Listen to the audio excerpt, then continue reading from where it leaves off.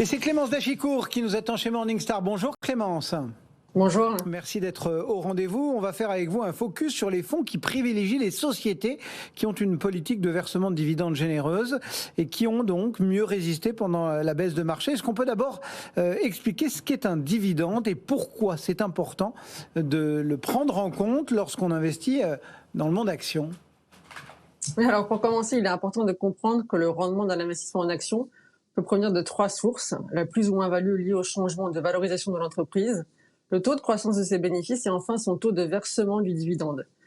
Les actions qui se distinguent par un taux de versement du dividende important sont généralement considérées comme défensives.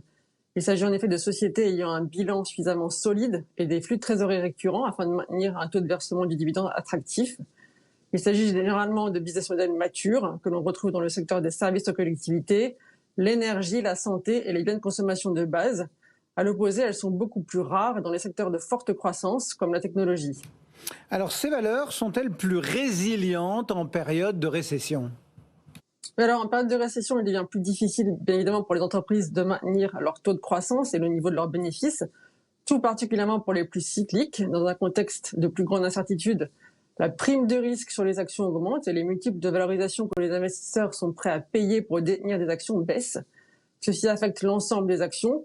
Cela étant, les actionnaires qui détiennent des actions qui payent des dividendes importants bénéficient de ce versement qui est un plus. Qui est un plus, et oui. Les actions versant d'importants dividendes ont relativement mieux performé cette année, tout en exhibant un degré de volatilité moins élevé. Est-ce que c'est pas trop tard, finalement, pour acheter ce type d'actions ? Oui, alors c'est juste, les actions internationales sont en baisse de 9% sur l'année au 8 décembre, alors que les indices actions à fort dividende sont en hausse de 6%, soit un écart quand même de 15% entre les deux. Deux raisons expliquent cet écart: une exposition plus importante sur des secteurs défensifs et qui ont mieux tenu dans la perspective d'une récession, mais aussi une moindre exposition aux grandes valeurs de la tech qui ont fortement corrigé cette année. Malgré cette performance, les actions versant des dividendes élevés continuent d'offrir des niveaux de valorisation et de rendement plus attractifs, puisqu'elles se payent sur un ratio de prix sur bénéfice de 14 fois contre 18 fois seulement pour un indice classique, et propose un rendement du dividende de 3,7% contre seulement 2% pour les actions ensemble.